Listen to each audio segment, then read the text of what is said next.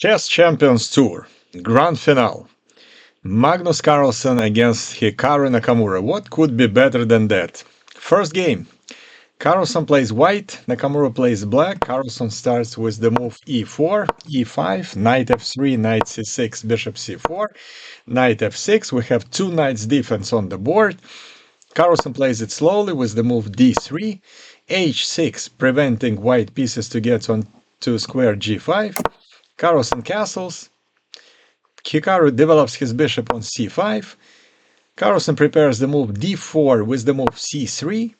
d6 from Nakamura, opening the diagonal for light square bishop.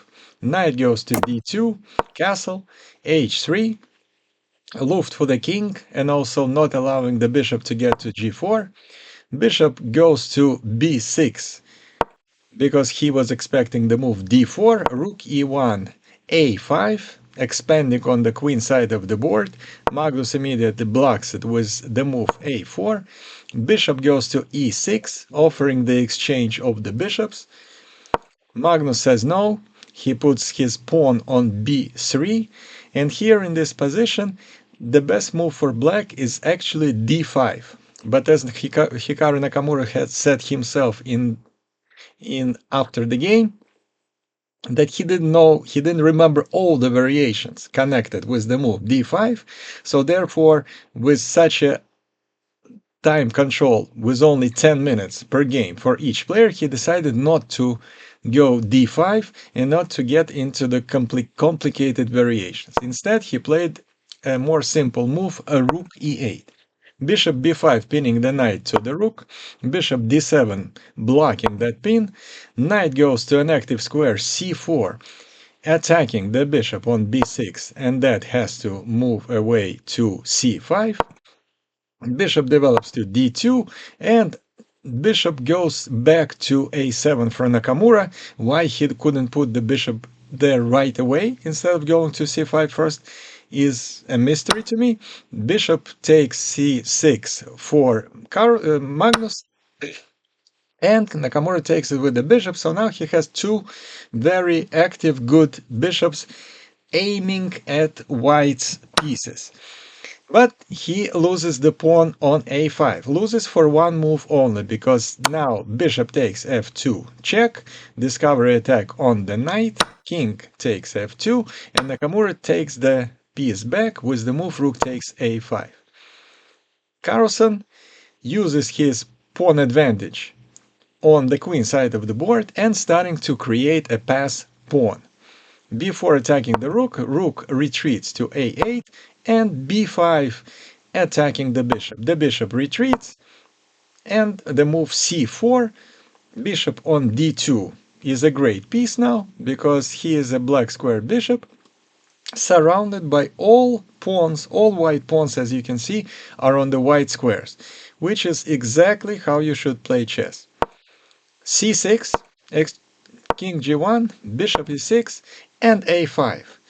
Going to a6, creating a pass pawn that eventually will decide the game. Knight goes back to d7, king steps away to h1 from any potential checks on this diagonal, exchange of the pawns on b5, and knight jumps to c5, attacking the pawn on d3. And here is a beautiful move, rook a3, that Nakamura admitted that he missed. Rook a3, not only defending the pawn on d3, but also preventing black to get the knight on b3. And in some variations, the rook can go all the way to g3 and starting attacking the black king. Bishop d7 attacking the pawn, queen defends the pawn, knight retreats to e6, and marching forward with the pawn, Magnus Carlsen a6.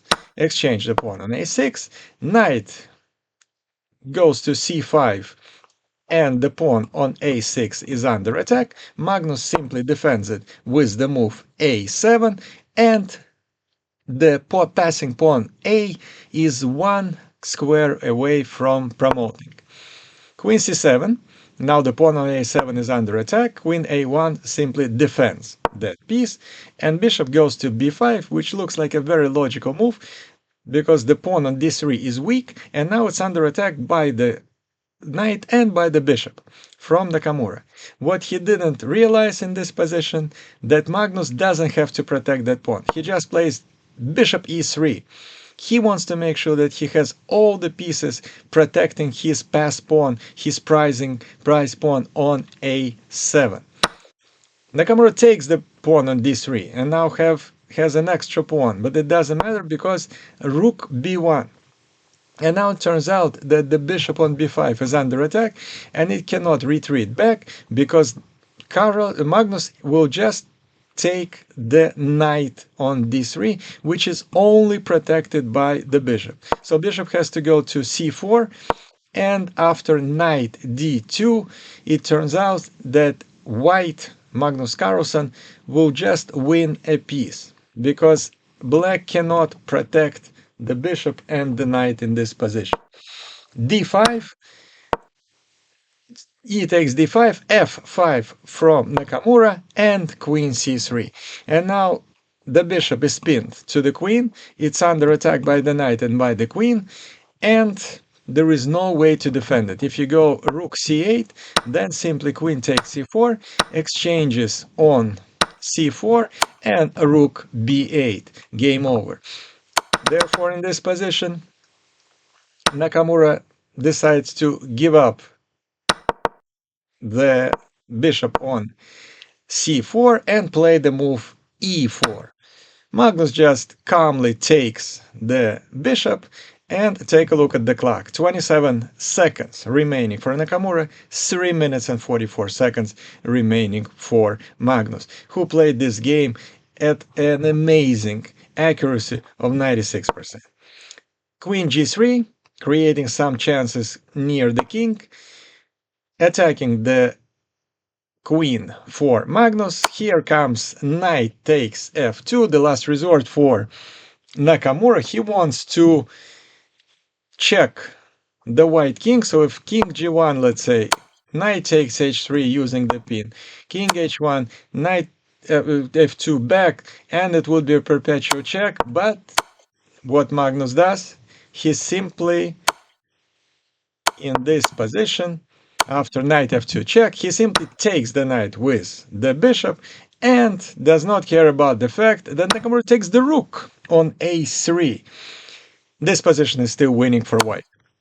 d6, discovery check from the queen, king moves to h7, and queen goes to a central square d5, where it occupies all the squares and it attacks the pawn on f5. It looks at the rook on a8. There is nothing Nakamura can do in this position. He plays a desperate move f4, and after queen f5 check, he resigns because Magnus Carlsen has an extra piece and a totally winning position supported by 2 passing pawns. Game 2. Nakamura plays white, Magnus plays black. Nakamura starts with his favorite move b3. d5, standard development. Bishop develops on b2, knight jumps to f6, and knight develops to f3, c5 controlling the center, e3 to allowing the light square bishop to get into the game, g6, here check from Nakamura on b5, exchange of the bishop for the knight. The exchange I would never understand because this is a great dark square bishop and it's getting exchanged for a pretty passive knight on a square f6. But Nakamura plays these positions all the time. He knows in and outs of this particular opening, so cannot argue with him nor with the engine. The engine also doesn't like this move at all. But it's sometimes not about the right move, it's sometimes about making sure that you know the position and you're comfortable playing this. And this is exactly the position that Nakamura likes. He knows it and he is very comfortable playing it, especially when it's only 10 minutes on the clock. Exchange the bishop on d7, d4 challenging black center, knight jumps to c6, castle for white, Carlsen plays bishop e7, And Nakamura plays knight c3, putting some pressure on the pawn on d5, and now the queen and the knight potentially can capture that pawn on d5.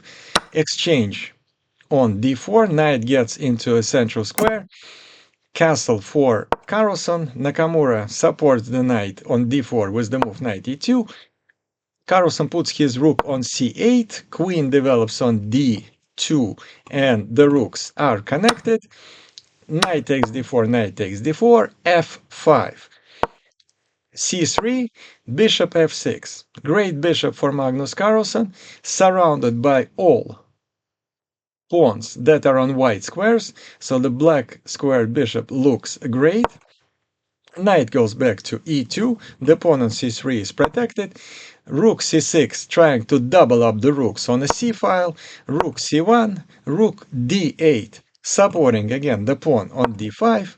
Rook d1, and the pawn on d5 becomes the target of Nakamura's play, because this is an isolated pawn that has to be protected at all times. It cannot be protected by the pawns, so he has to occupy his pieces to protect this pawn. Queen c7, g3, with possibility of sometimes to play knight f4, king goes to g7, h4, immediately blocking any attempts of a play on a king side by Magnus with the move h5.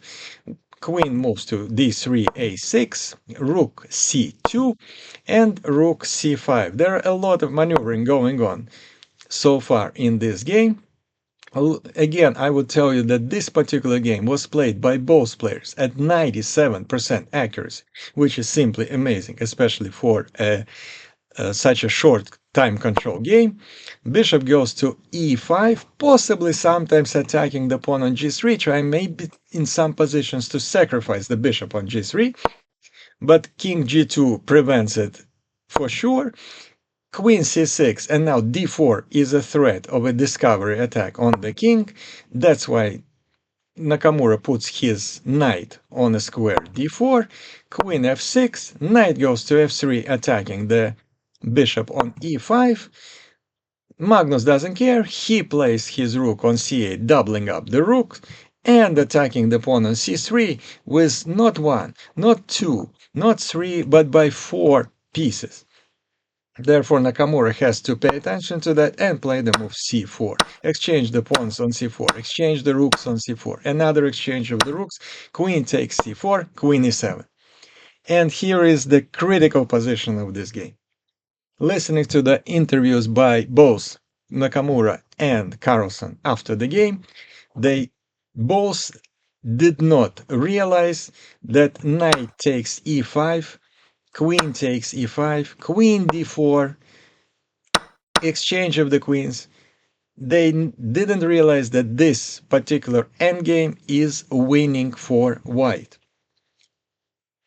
So the other variation was knight takes e5, queen takes e5, queen d4, king f6, not allowing to exchange the queens on a square d4. But then queen b6, check.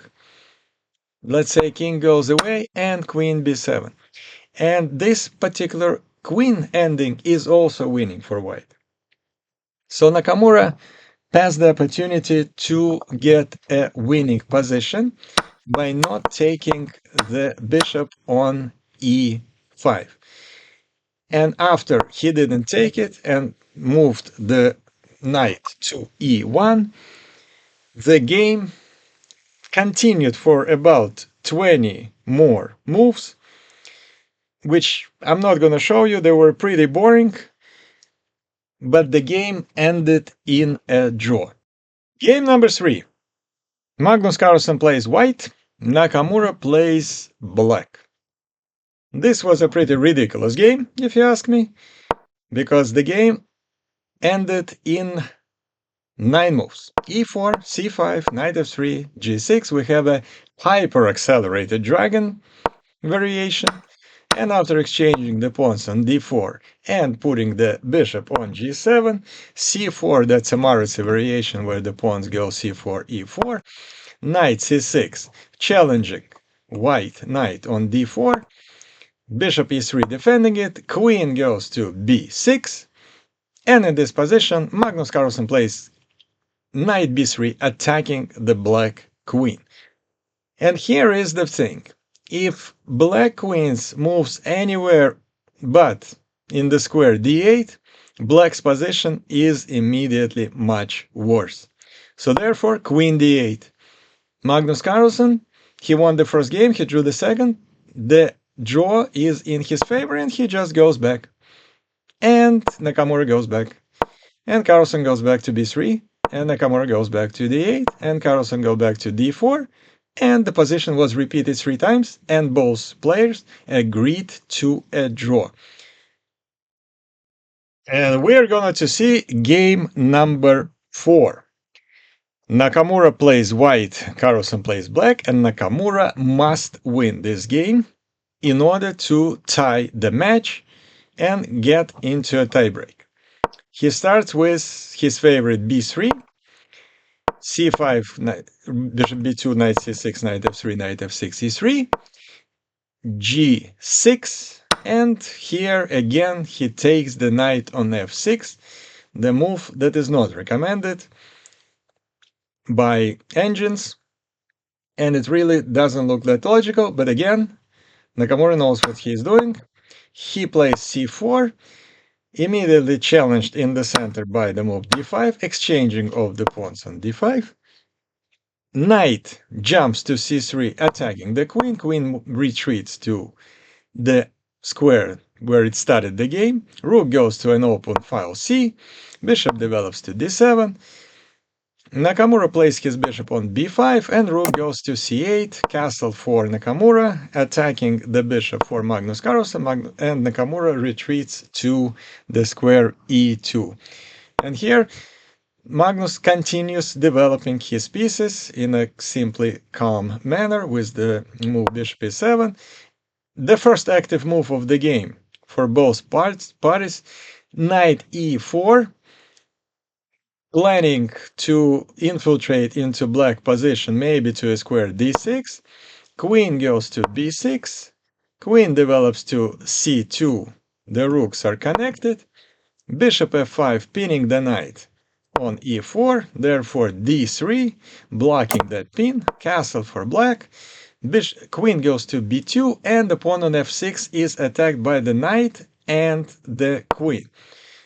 Knight b4, smart way to protect that pawn with the bishop and the queen. a3 attacking the knight. Knight goes to the center of the board on d5. Knight d2 supporting the second knight for Nakamura. Rook goes to an open file for Magnus. And bishop jumps to f3, occupying a very nice diagonal. Bishop e6, and knight attacks the queen with the move knight c4. Queen goes back, d4. Here is an important moment. In this particular position, the best move for black was queen a7. Very deep, but it kind of makes sense after we realize that queen on c7 is under an x-ray attack by the rook on c1, and therefore the move d4 makes total sense, because it actually opens up the c file and the rook can possibly attack the queen. But here comes an interesting move by Magnus. He takes the pawn on d4. Computers don't like it at all, but Magnus calculated better than computers. Knight d6. The queen is under attack and the rook is under attack, and the knight on d6 is protected by the knight on e4. And here it seems like black's position is totally losing unless you're Magnus Carlsen and you calculate all this ahead of time. He sacrifices the queen. Bishop d6, takes d6, sacrificing the queen, and now in this position he has two great bishops, he has two great rooks occupying files, he has a knight on d5, which is a great position for a knight, and overall his position is not worse, although he is without a queen. Magnus goes to a7 with the queen, attacking the pawn on b7. b6. I'm sorry, Hikaru went to a7. He attacked the pawn. Now he takes the pawn on a6. Magnus goes attacking the queen and occupying the a file. Queen goes away. Rook takes a3. Rook d1, pinning the knight to the rook. Rook moves away to c8, g3, attacking the queen, and Nakamura has to retreat with the queen to a square f1. And after king g7 and knight d2, trying to relocate the knight to better squares, to c4, let's say, to attack the rook and the bishop.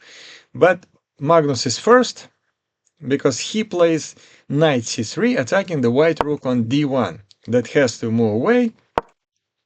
And after b5, that doesn't allow white to play on, to move the knight on c4. And now white's position is really kind of suffocating and not easy to play. That's why bishop goes to g2, just to open up a square for the knight. Rook d8, attacking that knight. Knight goes to f3, and Magnus takes the pawn on b3, and the pawn on b5 is a passing pawn that's almost impossible to contain for white. Exchange of the pieces on e5, f4 to create some counterplay, trying to open some files like f file for the queen. Bishop c4 attacking the queen, queen goes away, e4 attacking the queen again, the queen goes to g4, and rook a2.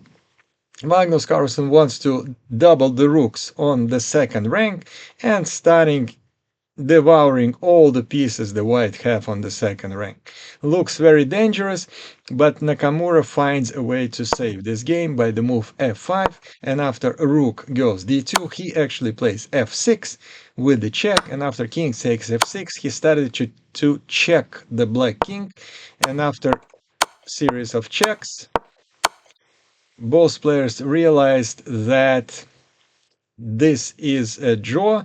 Nakamura had to win this game in order to prolong the match, but he understands that if he continues this game, it's definitely a losing game, because you have the bishop under attack, the pawn would be under attack, this pawn is gonna queen.